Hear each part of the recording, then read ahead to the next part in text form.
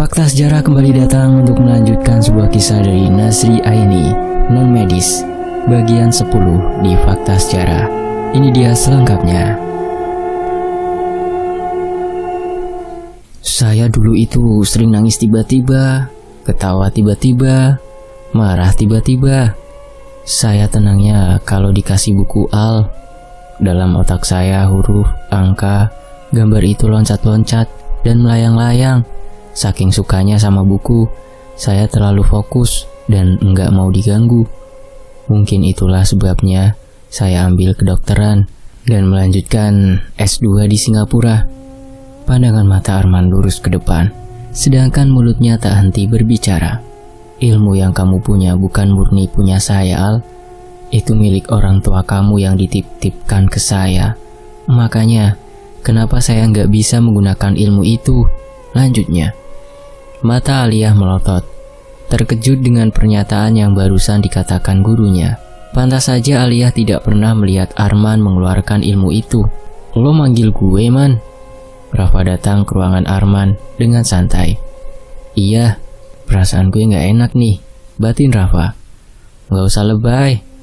Arman bisa mendengar isi hati Rafa dengan satu kali menatapnya. Lo dukun, paranormal, atau... Saat berpikir ucapan Rafa terpotong. Gue manusia, sangga Arman dengan cepat. Lo suka sama Rana? Tanya Arman to the point tanpa basa-basi. Kenapa? Lo naksir juga? Arman memutar bola matanya ke atas. Pertanyaan macam apa itu? Seenaknya ngomong asal tanpa bertanya dengan baik-baik. Gue ingetin jauhi dia, Raf. Kalau lo gak mau dalam bahaya. Lo siapanya? Main ngancem-ngancem gue. Gue kakaknya. Sejak kapan lo jadi kakak dia? Bukannya lo kakaknya Aliyah? Sejak tadi? Ya sejak dia dilahirkan lah, Rafa. Gue gak percaya, Man. Tanya saja sama Aliyah, sekalian sama papa lo. Oke, gue percaya. Ketika mendengar papanya yang menjadi tameng kekalahan Rafa, ia mengalah dengannya. Maafin gue, kakak ipar, kata Rafa. Gue bukan ipar lo. Lo itu dalam pengaruh Rana. Jadi tolong, Raf, lo harus sadar. Gue gak percaya. Dan jangan ngancam gue dengan bawa-bawa papa gue. Suara Rafa meninggi. Telunjuknya melayang ke depan matanya Arman. Pengaruh Rana bisa merubah karakter Rafa dan bisa jadi ia juga membenci apa yang dibenci Rana. Itulah sebabnya kenapa Arman berusaha menghentikan Rafa sebelum semuanya terlambat. Jika tidak, hubungan pertemanan bahkan kekeluargaan yang dijaga oleh ketiga sahabat itu bisa hancur karena permusuhan antar anak-anaknya. Dan itu bukanlah yang Arman harapkan. Permainan Rana semakin jadi-jadi, gumamnya. Hari ini adalah hari di mana Aliyah mulai bekerja setelah rehat dari kesibukannya yang berat. Kalau bukan karena bosnya yang baik hati, tidak mungkin Aliyah bisa mendapatkan izin. Udah balik juga loh. Untung muka gue ketebel, Al. Pas di depan bos, jantung gue meronta-ronta atau enggak. Otak gue pengen keluar. Untung mental gue udah terlatih, siap mendapat semburan panas dari mulut bos. Ternyata dugaan gue salah besar, Al. Gue hampir lupa bahwa kita punya bos baik hati dan tidak sombong. Ketika menatap Aliyah tanpa ditatap balik olehnya, ia terus berterus terang tentang kejadian di restoran selama Aliyah tidak masuk kerja. Sorot matanya kosong. Ia merasa lelah dengan semua ini. Jari telunjuknya mengetuk-ngetuk meja dengan pelan, menghiraukan ucapan temannya yang dari tadi tidak berhenti berdongeng. Al, lo dengerin gue gak sih? Kacang mahal ya sekarang. Merasa diacukan Tika memanyunkan bibirnya. Iya apa? Aliyah terpelonjat kaget. Lo ngelamun? Masih sakit? Soalnya setelah kakak lo sakit terus lo ngasih tahu gue juga bahwa lo sakit. Jadi gue minta waktu perpanjangan waktu ke bos. Enggak, gue gak sakit, Tik. Oh iya, hari ini kita kok disuruh bersih-bersih massal. Seragam juga harus rapi, gak seperti biasanya. Oh itu, lo sih hobi banget sakit, jadi ketinggalan info. Bos mau datang ke sini, katanya mau cek keadaan restoran, sekalian mau ngenalin calon bos baru. Tika mengangkat alisnya satu. Hah? Bos baru? Iya, anaknya bos kita. Tapi gue denger dia galak, jadi lo jangan keseringan sakit deh. Aliyah hanya mengangguk. mendengar penjelasan Tika panjang lebar. "Nah itu dia bos kita, berarti malaikat," ucap Tika sambil menunjuk seseorang yang dimaksud. Dari jarak beberapa meter, Alia melihat suatu kejanggalan terhadap bosnya. Matanya melotot tidak percaya. Kepalanya merasa nyeri. Huruf-huruf dalam benaknya acak-acakan tidak beraturan. "Tik, bos lagi sakit ya?" lirih Alia. Kepalanya masih terasa sakit. "Hah? Enggak. Kalau sakit nggak mungkin kesini." Selu. Alia terbata-bata mengucapkan istilah dalam otaknya. Kepalanya sakit seperti ditusuk-tusuk, tapi ia seperti mendapatkan petunjuk. Seluli. Lu kenapa Al? Sakit? Kalau sakit lo nggak usah masuk kerja lagi. Tika khawatir melihat Alia yang meringis kesakitan. Selulitis. Iya selulitis. Iya Tika selulitis, ucapnya gembira. Ia memegang bahu Tika, lalu menggoyang-goyangkannya. Yang sakit itu bukan gue, tapi bos yang sakit, Tik. Bos dalam bahaya, Tik. Penyakit itu bisa mengancam nyawanya jika dibiarkan, ucap Alia dengan girang lagi. Sekarang ia tahu ucapan gurunya sangat benar. Nama bos kita siapa, Tik? Pak Angga. Tapi mau apa lo? Al, teriak Tika tidak didengar olehnya. Nafas Alia tak teratur. Badannya membungkuk memegang lutut. Pak, maaf, saya mau kasih tahu. Sebaiknya Bapak ke rumah sakit buat cek atau kontrol penyakit Bapak. Ucapannya terhenti. Bapak orang baik, saya nggak mau orang sebaik Bapak menderita karena penyakit yang Bapak remehkan. Ia tidak peduli dengan puluhan mata yang memandanginya. Lo siapa? Tanya seorang pemuda. Saya Alia. Maksud lo apaan? Saya cuma mau kasih tahu Pak Angga aja, katanya. Ia kembali menatap bosnya yang masih terdiam. Pak, ada penyakit di tangan Bapak yang harus diatasi sebelum penyebarannya meluas ke anggota tubuh lain. Gejala berupa bintik merah di tangan Bapak tidak akan menular karena ini disebabkan oleh infeksi bakteri yang terjadi di dalam kulit. Tapi jika tidak segera ditangani sejak awal, maka bisa mengakibatkan kondisi parah seperti komplikasi pada infeksi darah, infeksi tulang dan lain-lain. Ucapannya terpotong. Maksud lo apaan nih? Lo nyumpahin bokap gue sakit ah? Tidak terima dengan pernyataan Alia, pemuda itu langsung memberikan tatapan tajam. Jangan salah paham dulu, memang penyakit ini bisa sembuh sendiri, tapi lain kasusnya jika penyakit penderita mempunyai daya tahan tubuh yang lemah. Pak, saya mohon segera periksa ke dokter, mumpung belum parah. Jika parah, akan berbahaya untuk kesehatan Bapak, bahkan bisa mengakibatkan kematian. Dadanya menggebu-gebu. Ia harus memastikan bahwa bosnya yang memiliki perangai lembut ini dalam kesehatan yang baik. Tidak peduli resiko yang akan diterimanya. Nyawa seorang jauh lebih penting dibandingkan dirinya sendiri, meski nanti harus menerima cacian dan makian. Gila nih cewek pengen bokap gue mati ah, bangsat. Lo mau ngancem kita? Lo mau apa? Mau minjem duit? Gak gini dong caranya, murah banget sih, dasar miskin. Umpat pemuda tadi yang masih menyimpan kekesalan terhadap wanita yang bicara seenak jidat pada bapaknya. Cukup Halin, kamu Alia. Karyawannya minta izin untuk libur kerja dulu karena kakak kamu sakit? Tanya Angga dengan lembut. Iya pak, jawabnya gugup. Sejujurnya tangan Alia gemetar. Katanya kamu juga sakit. Tanya Angga lagi. Iya pak, tapi saya udah sehat pak, jawabnya lagi. Apa?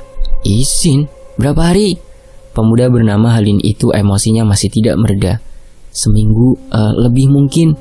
Alia tertunduk tidak berani menatap atasannya. Oh gini nih kalau papa terlalu manjain karyawannya, jadi lancang kan? Udah izin alasan kakaknya sakit lah, terus dia juga sakit lah. Sekarang nyuruh bokap gue ke rumah sakit lah. Gue jadi curiga, jangan-jangan otak lo yang sakit bangke. Lo cuma karyawan rendahan aja, belagu banget sih ya. Halin tersenyum miring. Halin, gak pantas kamu ngomong kayak gitu. Kamu ini calon penerus papa. Gak enak kalau mereka punya pimpinan yang ucapannya gak bisa dijaga. Angga mengerutkan keningnya. Alia menelan ludah. Badannya panas dingin. Kamu tahu dari mana bahwa tangan saya lagi kemerahan? Tidak seperti Halin yang memandang Alia sebelah mata. Angga mengapresiasi kekhawatiran karyawannya. Bahkan ia tidak menduga gadis di depannya bisa tahu tentang keluhan yang dideritanya. Anu Pak, saya lihat dari tadi Bapak megangin tangan terus. Tentu Alia tidak akan mengucapkan yang sebenarnya. Pak, tolong dengarkan saya ya. Saya tidak bermaksud apa-apa sama Bapak. Selulitis berbahaya jika dibiarkan saja Pak. Keberaniannya mengalahkan rasa malunya. Hening, itulah gambaran yang bisa dikatakan. Melihat situasi yang datang secara tiba-tiba, Angga bisa menghargai gadis di depannya, tapi ia tidak bisa menelan bulat-bulat ucapannya. Sebagai manusia yang memiliki akal dan pikiran, menilai sesuatu yang belum pasti adalah suatu kebodohan. Tidak ada yang membela Alia. Karyawan lain pun tampak terheran-heran atas perbuatan Alia. Sebagian satu pendapat dengan Halin, wanita yang otaknya sakit, dalam kata lain tidak waras. Di sisi lain menurut Angga, ucapannya ada benarnya. Dibuktikan dengan Alia dapat menebak yang sedang dialami oleh dirinya. Bokap gue gak akan percaya sama orang sinting kayak lo. Lihat, semua orang di sini juga gak bakal ada yang percaya. Tunjuk Halin sambil menyapu seluruh pandangannya. Tika yang berdiri jauh dari Alia pun tak bisa membantunya. Ia bukan orang yang pemberani untuk menghadapi sikap Halin yang galak. Mau itu tangan, kepala, pundak, lutut, kaki bokap gue bukan urusan lo. Ngerti? Ngerti gak? Lo budek ya? Rahang Halin mengeras. Urat-urat lehernya terlihat jelas. Saya mohon dengarkan saya Pak. Alia memohon pada Angga. Kedua telapak tangannya menelungkup. Nih, buat kalian semua di sini, dengerin gue baik-baik. Gue sebagai bos baru kalian gak sudi punya karyawan yang lancang kayak dia, ngebantah dan bolos kerja tanpa alasan apapun. Ini contohnya kayak orang sinting dan gila seperti dia. Halin mendorong-dorong pundak Alia berkali-kali, bagaikan pukulan keras yang menghantam hatinya. Belum pernah ia dipermalukan seperti sekarang, dihina dan dicaci habis-habisan. Keringat di pelipisnya keluar, menahan emosi yang bergejolak. Bukankah dari awal dia akan menerima resikonya apapun itu? Maka inilah yang harus diterimanya. Mulai hari ini, detik ini, lo gue pecat. Kedua mata Alia membulat sempurna. Kenyataan pahit apa ini? Belum genap 1 bulan bahkan kurang ia sudah dipecat. Halin, apa yang kamu lakukan? Bentak Angga. Pah, masih mau belain karyawan tolol itu? Dia udah ngehina kita, bikin malu kita, pakai acara nyumpahin papa lagi. Halin sebagai anak gak terimalah. Halin tidak kalah kerasnya dengan bapaknya. Angga menghela nafas kuat-kuat. Anaknya ini keras kepala dan masih sulit mengendalikan emosi. Kalau papa masih mau belain dia, siap-siap papa kehilangan putra sulung papa sendiri. Papa paham kan maksud Halin? Angga tidak habis pikir dengan sikap putranya yang kelewat batas. Sebagai seorang bapak, ia juga tidak ingin putranya pergi. Alia, maafkan putra saya. Ini gaji kamu dan ada lebihnya. Meskipun kamu belum bekerja 1 bulan di sini, saya menghargai kamu sebagai seorang karyawan dan kepedulian kamu terhadap saya. Angga mengambil uang segepok di tasnya yang ditentengnya. Bagus, dan lo jangan pernah ada di sini atau nampakin diri ke hadapan gue dan juga bokap gue. Ngerti kan? Sini Halin. Alia menghela nafas berat, mengeluarkan sesak di dadanya. Hanya bisa pasrah menghadapi cercaan Halin bertubi-tubi. Tolong ingat pesan saya ya Pak. Bapak segera periksa ke dokter dan jangan remehkan itu. Bapak orang baik. Makasih atas segala kepercayaannya Pak. Alia menggigit bibirnya, tertunduk lalu pergi meninggalkan puluhan pasangan mata yang menatapnya jijik. Saat hendak keluar, Tika memanggilnya dari kejauhan. Al, kenapa lo senekat itu? Meskipun gue percaya gak percaya sama lo, tetap aja kelakuan Halin itu berlebihan. Gak apa-apa Tik, udah seharusnya dia marah. Makasih buat semua yang udah lo lakuin buat gue. Kita masih bisa berteman, tenang aja. Masih nyimpen nomor gue kan? Masih Al. Lo baik-baik ya, sehat-sehat juga Al. Mata Tika berkaca-kaca, kemudian memeluk Alia dengan erat. Di sisi lain, Rafa, ikut gue ke rooftop. Titah Arman. Mau ngapain man? Ada banyak hal yang harus gue kasih tahu ke lo. Gue gak mau. Arman menarik keras lengan Rafa. Meskipun Rafa berontak, tapi tenaga Arman jauh lebih besar darinya. Tidak disengaja mereka berdua berpapasan dengan Profesor Manik. Arman memberi isyarat mata padanya untuk mengikutinya juga. Setelah sampai di sana, Rafa melepaskan cengkraman tangan Arman secara paksa. Mau ngomong apa lu? Pakai bawa gue ke atas segala. Gue gak mau banyak orang yang tahu tentang ini. Gak usah bertele-tele, langsung aja man. Jauhi Rana. Dari tadi topik pembicaraan lo itu cuma Rana, dan Rana. Lo kenapa sih? Katanya dia adek lo, tapi kok gue aneh ya? Dia cuma mau ngancurin keluarga kita, Raf. Dia gak sebaik yang lo kira. Setahu gue yang gak baik itu adalah lo, man. Rafa membalikan omongannya. Apa? Bingung dengan ucapan Rafa. Profesor Manik hanya diam, ingin tahu apa yang sedang dibicarakan kedua pemuda itu. Alah, lo jangan pura-pura gak tahu. Udah tahu Rana adek lo, tapi lo malah belain Alia. Jelas-jelas dia ngerebut posisi Rana sebagai adek lo. Apa maksud lo, Raf? Cuy, Rafa membuang ludah ke sembarang arah. Rana lo tinggalin dan ngebiarin dia tinggal sendiri di tengah hutan. Sedangkan lo malah ngerawat Alia di rumah lo yang jelas-jelas bukan siapa-siapanya lo. Mikir dong. Dari mana lo tahu itu? Rana yang kasih tahu lo. Tebak Rahman. Kalau iya kenapa? Kaget. Sebenarnya juga gue udah tahu bahwa Alia bukan adik lo. Lo mau aja ya dibohongi sama dia. Alia kan yang udah bunuh ibunya Rana. Kejam ternyata dia. Nggak nyangka gue dia bermuka dua. 7 malahan wajahnya. Muka Rafa merah padam. Dia terlalu termakan omongan Rana. Rafa, semuanya terbalik. Kenapa lo mudah percaya sama dia? Arman geram dengan ucapannya. Hah? Terbalik? Mudah percaya? Justru lo yang terlalu percaya sama si brengsek Alia. Sinisnya. Kalimat Arman terpotong. Pertengkaran mereka terhenti saat melihat seseorang yang dibicarakannya datang. Kenapa Alia bisa di sini di waktu yang tidak tepat? Batin Arman. Arman memandang Alia sangat cemas. Alia menunjukkan wajah kusutnya, lelah, dan terlihat matanya agak merah. Kenapa dia? Apa dia menangis? Batin Arman lagi. Langkah Alia gontai tak bertenaga, lemas, dan hatinya sedang tidak dalam keadaan baik. Tadi aku cari kakak kemana-mana, jadi aku nanya ke perawat yang katanya kakak pergi ke sini. Suaranya melemah tak bergairah. Matanya sayup-sayup. Otaknya masih belum berpikir tenang. Hah, kakak? Nggak salah denger gue? Dasar kampret emang lo ya? Alia tercengang bukan main mendengar umpatan Rafa yang sangat menusuk. Rafa, jaga ucapan kamu. Profesor Manik kali ini ikut andil dalam pertengkaran yang tengah terjadi. Apa? Papa mau belain dia? Kalian semua buta ya dibodohin sama dia? Brengsek, umpat Rafa. Dusta lo. Rafa masih mencercanya. Alia meremas jari-jarinya, menggigit bibirnya lagi. Tubuhnya merasakan hawa panas. Kakinya bertumbuh di satu titik, tidak bisa bergerak. Ia hanya merasakan gemetar pada kaki dan tangannya.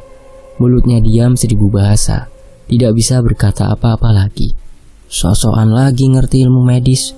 Channel gue banyak, gue tahu apa yang lo lakuin di luar sana gadungan. Bentak Rafa lebih keras. Siapa lagi jika bukan Rana yang memberitahu Rafa tentang ilmu yang selama ini Alia gunakan. Irama jantungnya cepat. Lagi-lagi dadanya sesak. Otak Alia terkuras habis. Terlalu penat dan berat mendapatkan cacian bertubi-tubi dalam satu hari yang sama. Belum kering air matanya karena kejadian tadi, kini harus mengalir deras lagi. Ia terjatuh. Lututnya mengenai lantai rooftop rumah sakit. Nafasnya tak terkendali. Sesak menjalar dadanya. Rafa, tutup mulut kamu. Papa akan menghukum kamu nanti. Profesor Manik kehabisan kesabarannya. Meskipun ia tidak mengerti kebatinan, tapi ia tahu bagaimana dulu orang tua Alia melakukan hal yang sama seperti Alia. Dasar lo dokter gadungan, dituntut lo, penjara sekalian, hukum mati sekalian, dipenggal sekalian. Suara Rafa serak saking ia terus-menerus berteriak. Arman yang tidak kuasa menahan emosi langsung menonjok pipi Rafa dengan kuat, mengangkat kerah bajunya dan berkata, sekali lagi lo berani macam-macam ke Alia, habis lo di tangan gue. Tidak tahan dengan kelakuan putranya, Profesor Manik menarik paksa tubuh Rafa meninggalkan Alia dan Arman. Sedangkan dari kejauhan, Rana tersenyum licik. Rencanaku berhasil. Permainan cantik ini menyenangkan. Perlahan-lahan namun mematikan. Di sisi lain, Alia gimana bu? Lina menghela nafas lalu membuangnya asal. Dia masih ngurung diri di kamar man. Udah 3 hari belum makan. Wajah Lina menunduk dan menunjukkan rasa khawatirnya. Biar Arman yang bujuk bu, usul Arman dengan bijak. Lina mengangguk setuju. Ia sudah tidak bisa lagi membujuknya dengan nasihat atau saran kepadanya. Mungkin Arman bisa melakukannya. Lagi pula Alia sangat dekat dengan putranya. Arman mengambil nampan dari Lina. Di atasnya sudah ada piring dan gelas. Al, panggilnya dari balik pintu kamar Alia. Beberapa kali mengetuk pintu, tetap saja pintu tidak terbuka oleh sang pemilik kamar. Arman mencoba untuk membuka gagang pintu dan memaksa dirinya masuk ke kamar gadis yang sedang murung. Makan dulu Al. Saat mendongakkan wajah ke depan ia terkejut. Banyak buku-buku bercacaran di mana-mana.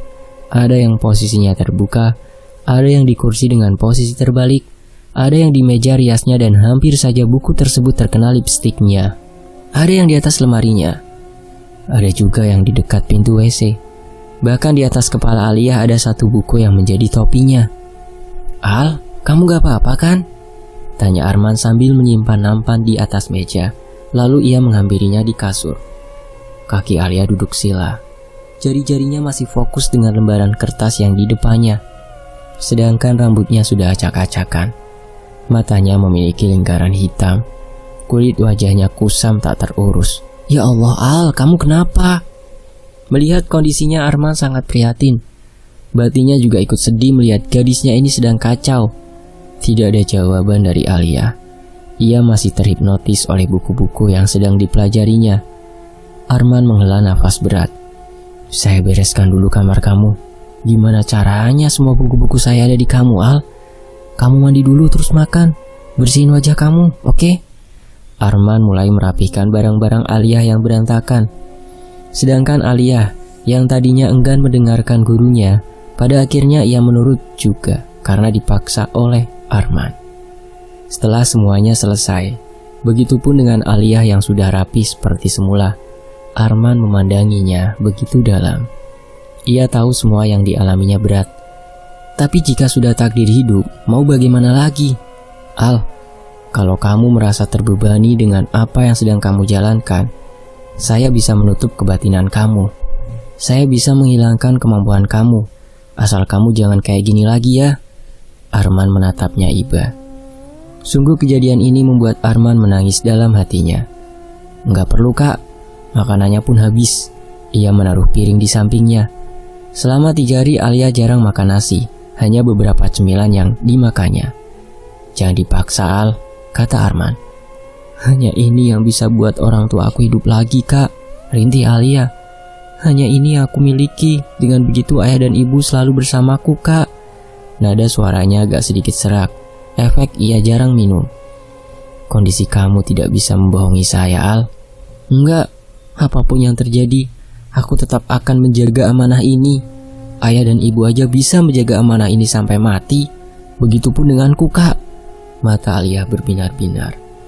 Meski orang lain tidak percaya, aku akan tetap melakukan sesuatu yang sudah menjadi takdir hidup aku kak. Jika orang lain menyakiti, maka aku akan mengobati. Jika orang lain ragu, maka aku akan meyakinkan. Jika orang lain sakit, maka aku akan menyembuhkannya sebagai perantara. Jika orang lain butuh bantuan, maka aku akan membantunya.